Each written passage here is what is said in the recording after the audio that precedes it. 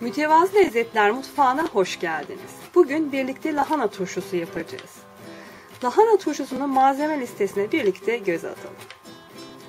1 adet 2,5-3 kilo ağırlığında beyaz lahana, 15 diş sarımsak, 1 çorba kaşığı limon tuzu, 1 çay bardağı nohut, 6 çorba kaşığı kaya tuzu, 1 adet elma, 3 adet havuç, 1 çorba kaşığı kırmızı pul biber, 8-10 dal maydanoz, sirke, su.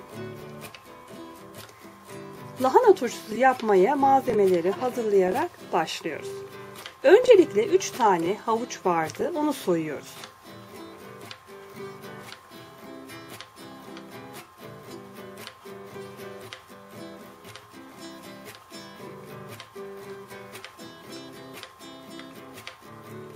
Evet, daha önce de soymuştuk. Bunları fazla büyük olmayan parçalara kesiyoruz. Vererek kesersek daha şık olur.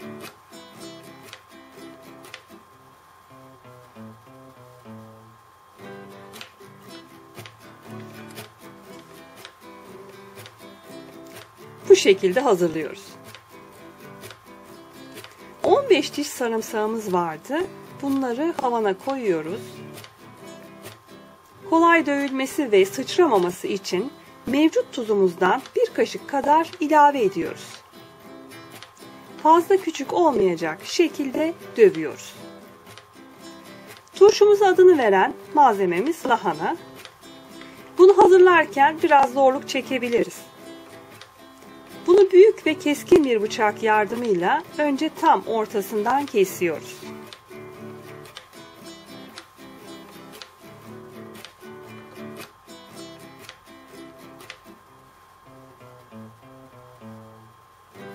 Tabii kesmeden önce dışındaki yaprakları almıştık. Daha sonra yarım lahanayı gene ortadan kesiyoruz.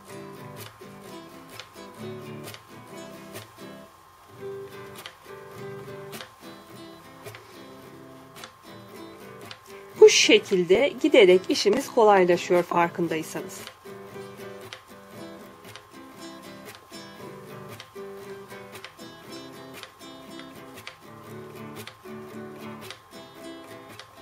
Turşu yapmak için gerekli malzemelerimizi hazırladık. Şimdi hepsini bir araya getireceğiz. Bunun için bize gerekli olan 6-7 litre hacminde bir kavanoz. Öncelikle kavanozun dibine kokulu, sert, tercihen Amasya elması cinsinden küçük bir elmayı yerleştiriyoruz. Bu elmanın turşuya ne katkısı olacak dersek, elmanın raiyası turşuya geçecek ve değişik, güzel bir koku verecek. Daha sonra birkaç tane nohut atıyoruz.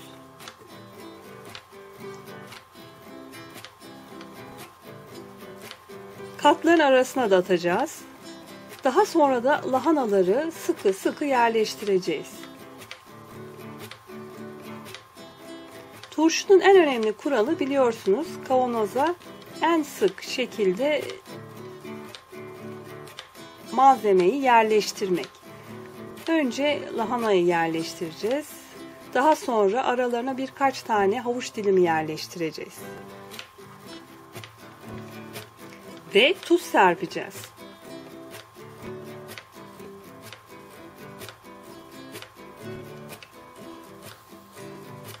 Kestiğimiz lahanaları da biraz küçültebiliriz yerleştirmek için. Özellikle burada lahananın sert damarlı olması gerekiyor. Şimdi bir kat lahana yerleştirdik. Birkaç parça havuç bırakıyoruz. 6 çorba kaşığı kaya tuzumuz vardı. Kaya tuzu biliyorsunuz ince rafine olmamış tuz.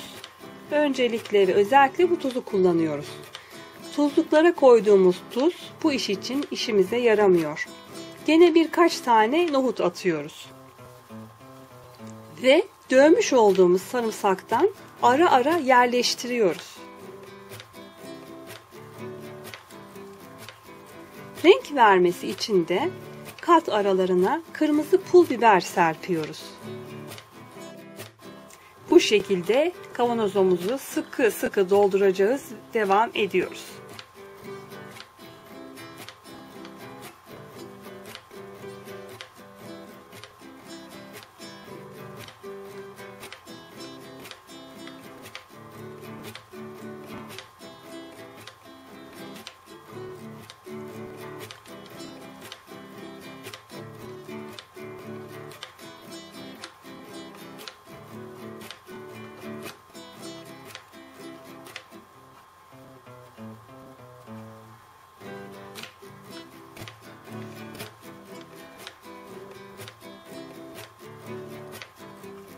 Evet, aralara nohut, havuç, tuz, sarımsak serperek ve sıkıştırarak kavanozu doldurduk.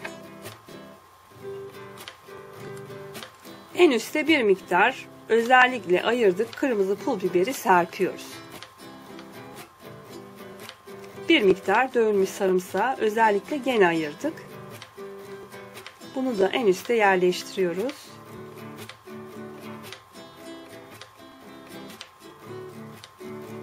Mütevazı lezzetler tariflerinde her şey görüldüğü gibi çok kolay.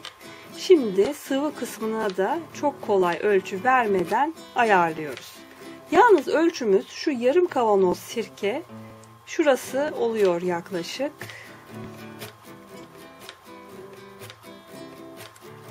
Sirkeyi döküyoruz.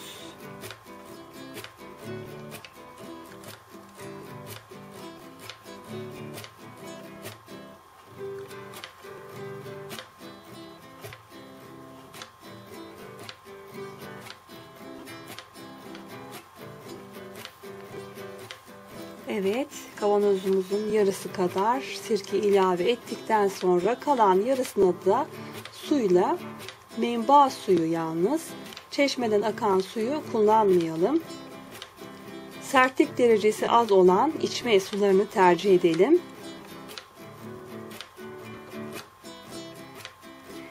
Dolmasına bir parmak kalana kadar suyu boşaltalım.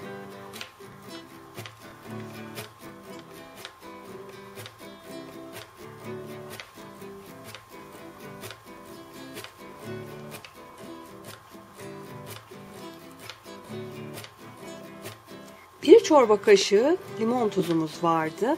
Bunu kullanmak mecburi değil ancak malzemeye sertlik verdiği için, kıtır bir ifade verdiği için kullanıyoruz. Bunu en üste yerleştiriyoruz. 8-10 dal maydanozumuz vardı. Bunu da bu şekilde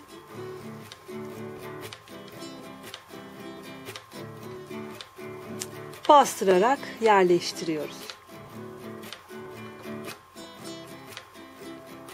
3-4 gün sonra turşumuz suyunu çekebilir.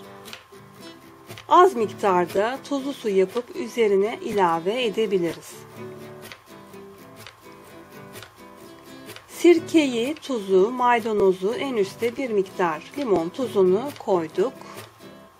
Bilindiği gibi turşuda en önemli saklama koşulu ağzının sık vidalı kapaklı kavanoz dahi olsa benden size öneri bir parça streç filme ağzını sıkıca bastırarak yerleştirelim.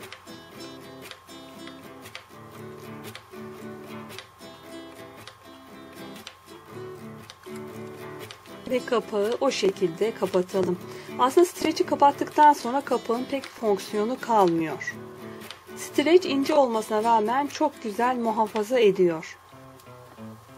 Lahana turşumuzu kurduk. İnşallah 10-15 gün sonra afiyetle yiyeceğiz. Lahana turşusunu Anadolu'da daha değişik bir yöntemle de hazırlarlar.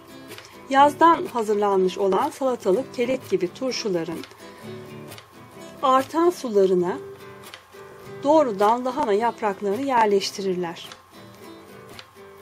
Biz bu şekilde yaparak hem lezzeti farklı hem daha gevrek, lezzetli bir turşu hazırladık. İnşallah denersiniz, beğenirsiniz. Afiyet olsun.